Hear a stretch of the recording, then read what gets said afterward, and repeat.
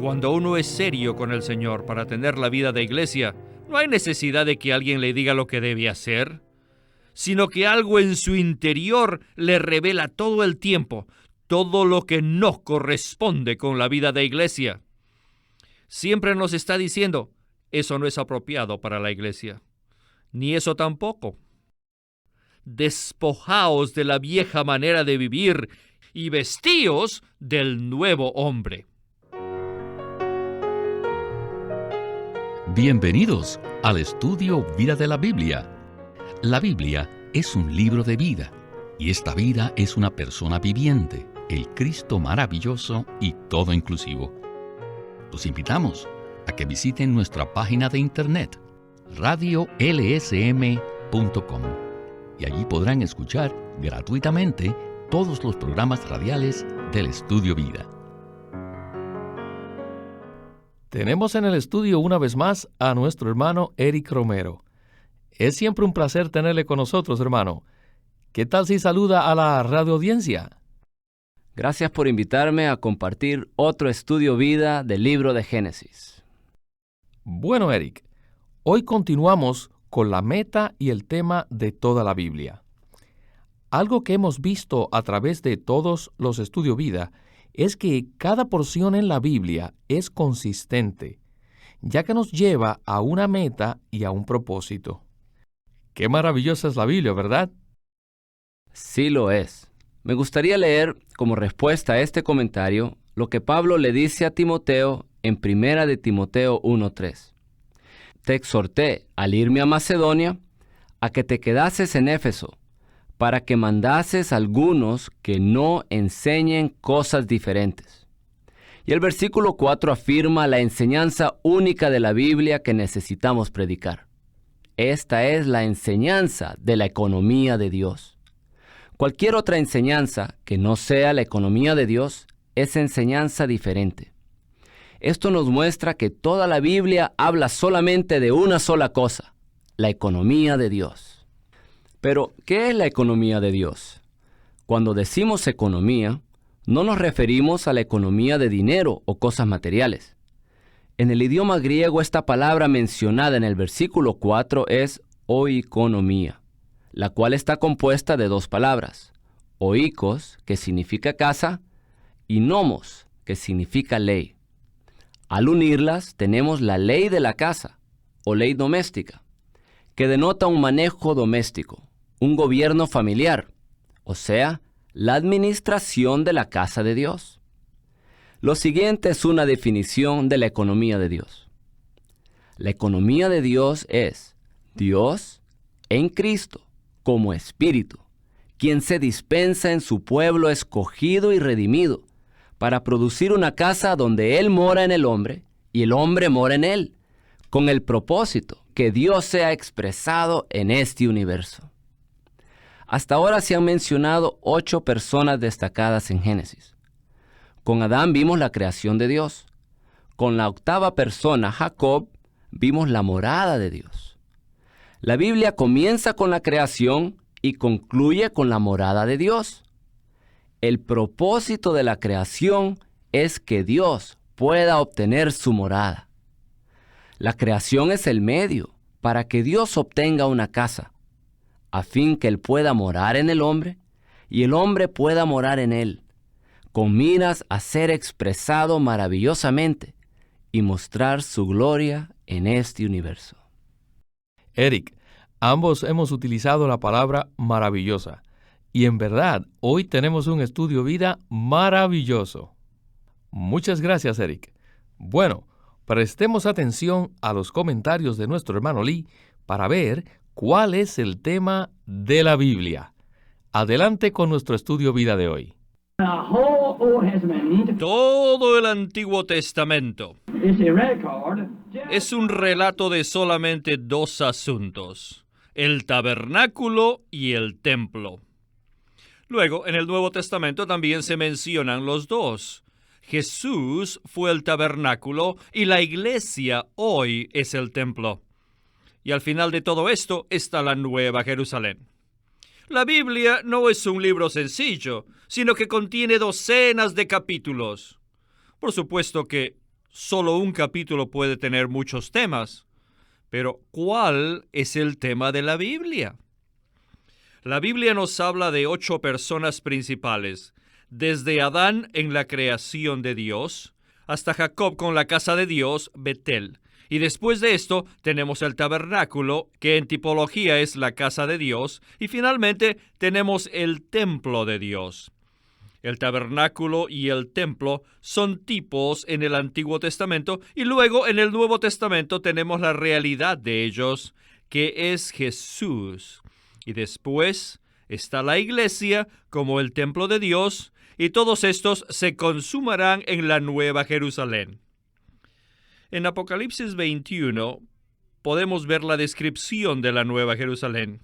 Y primeramente dice que la Nueva Jerusalén es el tabernáculo de Dios. Después menciona que también ella es el templo de Dios. Esta es la Biblia. La Nueva Jerusalén es el resultado final de la Betel de Dios. Y aquí es donde nos encontramos el día de hoy. Estamos en Betel. Hagamos una pausa aquí. En la Biblia, el tabernáculo y el templo son 2 asuntos principales, ya sea en la tipología del Antiguo Testamento como en la realidad del Nuevo Testamento. Eric, ¿nos podría dar el significado de estos en el plan de Dios? O sea, en su economía. Sí, el tabernáculo y el templo nos muestran la meta del plan de Dios. El plan de Dios es su economía. Dios desea dispensarse en el hombre para morar en él y para que el hombre more en Dios. Y al morar mutuamente, que Dios sea expresado en la humanidad a todo el universo. En el Antiguo Testamento, el tabernáculo y el templo eran solamente tipos o figuras del deseo que Dios tenía de introducirse en el hombre, para que el hombre disfrutase todas sus riquezas y así llegase a ser su expresión. En el Nuevo Testamento tenemos la realidad de ambos, y al final del Nuevo Testamento, su consumación, que es la Nueva Jerusalén. Entrar en la realidad del tabernáculo y el templo es entrar a la presencia del Señor Jesús. Juan 1:14 dice: El Verbo se hizo carne y fijó tabernáculo entre nosotros. Y Juan 2:21 nos dice que Él es la realidad del templo, la morada de Dios. Esto nos muestra que Dios se hizo hombre y que Cristo es la corporificación de Dios. ¿Con qué propósito se encarnó? Cristo es la corporificación del Dios triuno para que el hombre pueda tener contacto con Él y entrar en Él, con el fin de disfrutar todas las riquezas que Dios contiene. De esta manera, el hombre es infundido por Dios y se llena de Él. Por medio del proceso de muerte y resurrección, Cristo, quien es el tabernáculo y el templo, produce la iglesia, el cuerpo de Cristo. Primera de Corintios 3:16 dice: Sois templo de Dios. Pablo le dice a los corintios que ellos son el templo de Dios.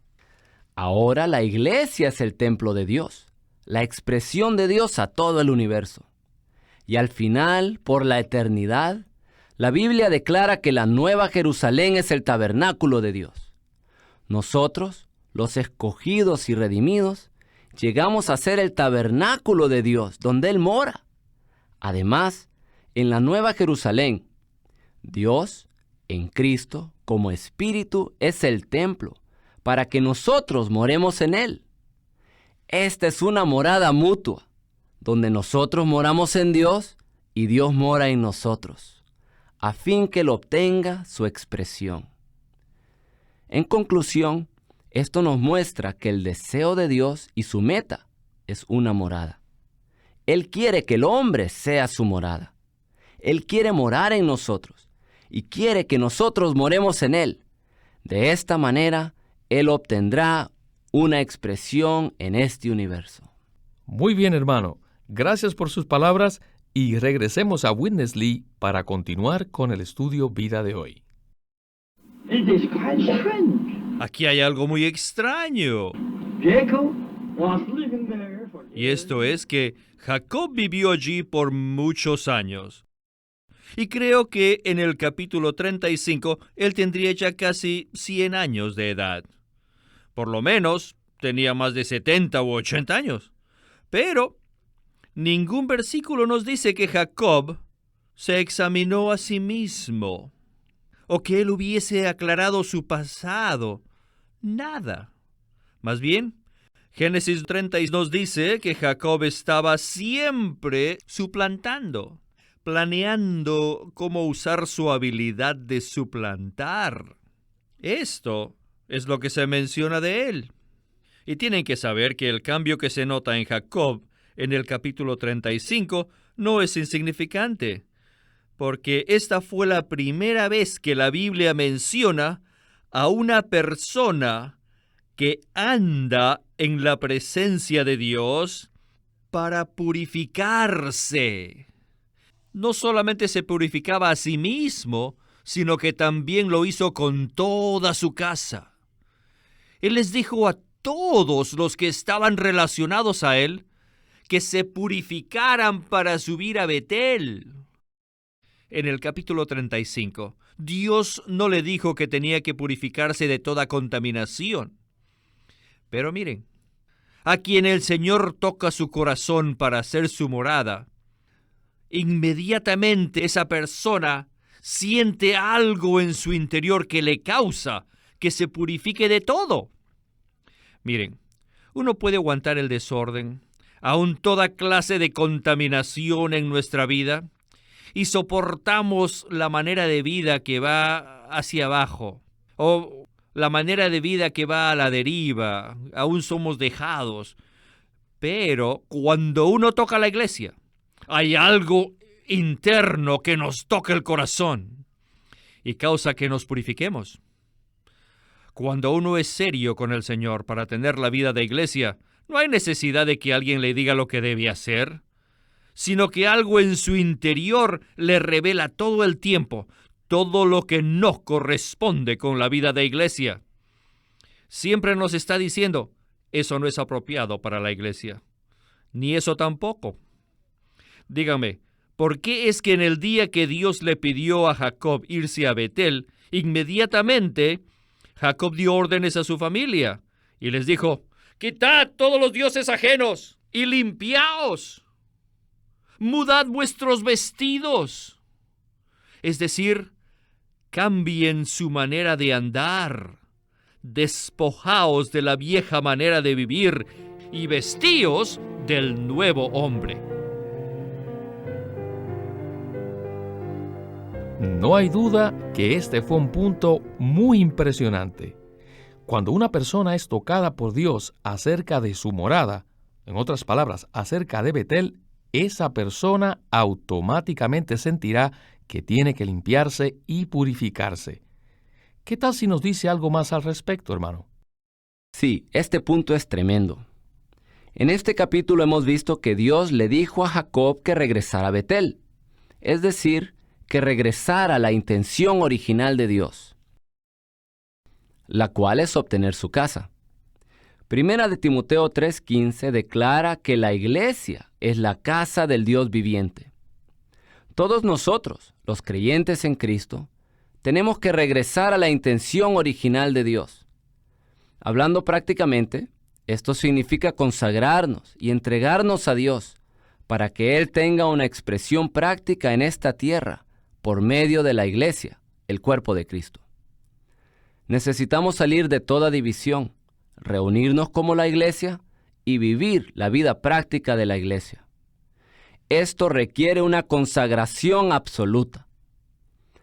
Cuando regresamos a practicar la vida de la iglesia, según el Nuevo Testamento, hay algo en nuestro ser que nos insta, nos impulsa, nos mueve a limpiarnos y a purificarnos. Cuando Jacob hizo la decisión de subir a Betel, le dijo a su familia que quitaran todos los dioses entre ellos, que se limpiaran y purificaran y que cambiaran sus vestiduras. Aquí hay 3 puntos. Primero, al regresar a la intención original de Dios, quitamos los ídolos de entre nosotros. Puede que usted diga, bueno, yo no tengo ídolos en mi casa. Pero debemos saber que según el significado intrínseco espiritual, un ídolo es cualquier cosa que reemplace a Dios en nuestras vidas. Segunda de Corintios 7:1 dice, limpiémonos de toda contaminación de carne y de espíritu, perfeccionando la santidad en el temor de Dios. Al cooperar con el Espíritu Santo en nosotros, desechamos todo lo que nos contamina en la carne y en el espíritu. Tercero, también cambiamos nuestras ropas. Pablo se refirió a esto en Efesios 4, donde dijo, en cuanto a la pasada manera de vivir, os despojéis del viejo hombre y os vistáis del nuevo hombre. Cambiar nuestros vestidos significa despojarnos de la vieja manera de vivir, es decir, nuestro modo de ser mundano, como éramos antes de ser creyentes. Así que nos despojamos de todo lo que no concuerda con la naturaleza santa y pura de Dios, y nos vestimos del nuevo hombre, que consiste en vivir la vida práctica de la iglesia en la nueva creación. Esto es maravilloso. En nosotros debe de haber esta oración. Señor, yo quiero ser uno contigo para tu propósito. Quiero despojarme de todos los ídolos, purificarme y cambiar mi manera vieja de ser para santificar mi vivir con miras a tu propósito. Amén. Continuamos entonces el estudio vida con Witness Lee. Ahora bien, es muy interesante ver que Jacob sabía que su esposa Raquel tenía dioses ajenos. Pero antes del capítulo 35, nunca le pidió a Raquel que se deshiciese de los dioses ajenos. Esto solo ocurrió en el capítulo 35, en que Jacob ordenó a toda su familia a que desechase todos los dioses ajenos, todos los ídolos. Debemos darnos cuenta que en toda la Biblia, tanto en el Antiguo como en el Nuevo Testamento, lo primero que hay que hacer para edificar la casa de Dios es eliminar a los ídolos. Y materialmente hablando, es posible que muchos de nosotros diríamos que jamás hemos tocado a los ídolos. Y materialmente hablando, es posible que esto sea cierto. Usted nunca adoró a ídolos. Pero debemos saber cuál es el significado espiritual de un ídolo. Un ídolo es cualquier cosa que reemplaza a Dios. Sí, su educación, su ambición, la posición que desea tener, su buen nombre, su anhelo, su fama. Si algo de eso reemplaza a Dios en toda su vida, ellos se hacen un ídolo para usted. Así que hoy en día todos debemos darnos cuenta, la razón por la que el hombre busca a los ídolos es para alargar su vida y tener felicidad. Esto es debido a que al hombre le hace falta Dios. El hombre ha perdido a Dios. Dios es nuestra felicidad. Dios es nuestra vida. Miren, la segunda vez que Dios vino a Jacob, él en verdad recibió una revelación concerniente a su vida. Se dio cuenta que su vida en este mundo no era para su propia felicidad, sino que su vida en esta tierra era para la casa de Dios, para Betel. Y se dio cuenta que alcanzar esta meta no es algo común. No se puede edificar la casa de Dios con ídolos. No se puede. Ni tampoco se puede ir allí con todo tipo de basura, con todo tipo de contaminación. No se puede. Por lo tanto, Jacob le dijo a toda su familia que se quitaran todos los dioses ajenos, que se purificaran y que se mudaran de vestiduras. Toda su historia, toda su manera de vivir, todo su ser, toda su expresión tiene que cambiar. Esto no es simplemente la regeneración, ni tampoco un pequeño cambio de vida. No, sino que esta es una transformación completa. Aquí Jacob fue transformado. Bueno, esto quizás les parezca una doctrina, pero si usted examina, cuando usted vino a la iglesia, nadie le dijo nada, Pero en lo profundo de su ser, algo le convenció que para tener la vida de iglesia apropiada, ciertas cosas debían de cambiar. Esto debe irse para afuera, y aquello no puede permanecer, y esa cosa tampoco. Todos podemos testificar esto, y creo que muchos de ustedes también. Sin mencionarlo a nadie, ustedes se despojaron de muchas cosas y las desecharon al llegar a la vida de iglesia. ¿No es verdad? Bueno, Eric, me gustaría que comentáramos este punto. En la vida de Jacob, cuando él toca la casa de Dios, parece que recibió un hablar interno acerca de su vivir con respecto a las cosas impuras, ¿verdad? Sí, esto es muy significativo. Dios nos llama para que regresemos al deseo de su corazón, a su intención original. Él nos dice, regresa a Betel, regresa a mi casa, a mi intención original. Yo quiero infundirme en ti a lo sumo, para que te reúnas con todos mis hijos y seas lleno de todas mis riquezas, con el propósito que llegues a ser mi expresión práctica en esta tierra. Cuando nosotros obedecemos el llamado de Dios, hay un hablar interno en lo profundo de nuestro ser. En verdad, esto no es nada menos que Dios, quien nos habla profundamente para que nos despojemos de todas las cosas que nos ensucian, que regresemos a su intención original y así tener una vida santa para la vida de la iglesia. Este es el tema de Primera de Tesalonicenses. Este libro nos muestra que debemos llevar una vida santa para la vida de la iglesia. Cuando Dios entra en nosotros, Él vive en nosotros como el Santo. Aún al analizar en el Nuevo Testamento el término Espíritu Santo, en el idioma griego puede leerse el Espíritu, el Santo, o el Espíritu Santo. El que vive en nosotros es el Espíritu, el Santo. En verdad, hay una persona que vive en nosotros, quien es el Santo. Solamente Dios es santo. Él es el único diferente a todo lo que es común y ordinario. Sin embargo, Él quiere que nosotros seamos santos. ¿Y cómo se realiza esto? Él nos hace santos de dos maneras, posicionalmente y disposicionalmente. Ser santificados posicionalmente significa que Dios nos separa de todo lo que no es para Él. Es por esto que necesitamos purificarnos, al deshacernos de todo en nuestra vida que lo reemplaza a Él.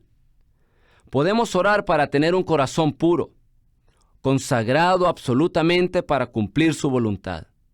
Que Cristo sea nuestra única meta y que no tengamos ninguna otra meta aparte de Él. Necesitamos cambiar nuestra manera vieja de vivir y despojarnos de todo, para no vivir como los incrédulos, ni frecuentar los lugares que ellos visitan, ni tomar parte de lo que ellos hacen, porque nosotros somos personas santas. Ellos deben ver que somos diferentes porque somos la sal de la tierra. Al ser santificados, habrá algo en nosotros que despertará la sed por Dios dentro de la gente con la cual nos relacionamos. Cuando nos separamos ante Dios posicionalmente de esta manera, podemos ser saturados por Dios y llenados con Él internamente. Esto es ser santificados disposicionalmente. Es así como llegamos a ser santificados a Dios en nuestra disposición, o sea, en nuestro modo de ser. En la eternidad pasada, Él nos escogió para que fuésemos santos. Y en la eternidad futura, llegaremos a ser la ciudad santa. Es decir, seremos completamente saturados e impregnados con Dios en Cristo. El Espíritu Santo nos hará santos como Él, para que lleguemos a ser su esposa santa y le expresemos a Él, el único santo en el universo. Amén. Gloria al Señor. Muchísimas gracias, hermano Eric, por habernos acompañado hoy y que se repita su visita. Muchas gracias. Qué maravilloso es disfrutar la palabra de Dios.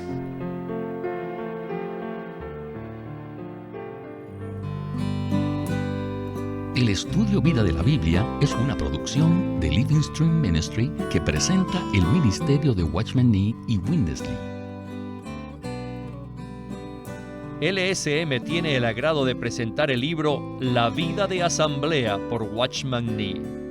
En 1933, Watchman Nee dio una serie de mensajes donde presentó lo que la iglesia debe ser al tener la vida de Dios, al tener la autoridad apropiada, al ejercitarse para tener una comunión apropiada y tener las reuniones apropiadas dentro de los límites que Dios ha ordenado. Puede obtener este libro, La vida de asamblea, en su librería cristiana o llamándonos al 1-800-810-1149. La vida de asamblea por Watchman Nee, un libro maravilloso acerca de la iglesia. Watchman Nee llegó a ser cristiano en la China continental en 1920, a los 17 años de edad, y ese mismo año comenzó a producir sus primeros escritos. En casi 30 años de ministerio se demostró claramente que él era un don especial que el Señor dio a su cuerpo con el fin de adelantar su obra en esta era. En 1952 fue encarcelado por su fe en Cristo y permaneció en la prisión hasta su muerte en 1972. Sus palabras, sus escritos, continúan siendo una rica fuente de revelación y provisión espiritual para el pueblo cristiano de todo el mundo. Queremos animarlos a que visiten nuestra página de internet, libroslsm.com. Allí encontrarán los libros impresos del ministerio de Watchman Nee y Winnesley, la Santa Biblia versión recobro con sus notas explicativas, y también encontrarán folletos, himnos, varias publicaciones periódicas y libros en formato electrónico. Por favor, visiten nuestra página de internet, libroslsm.com, o llámenos a nuestro teléfono gratuito 1-800-810-1149, 1-800-810-1149. Además, si desean, pueden comunicarse con nosotros enviándonos un correo electrónico a estudiovida@lsm.org. Una vez más, estudiovida@lsm.org. Pueden escribirnos sus comentarios a Casilla Postal 2121, Anaheim, California 92814. Casilla Postal 2121, Anaheim, California 92814.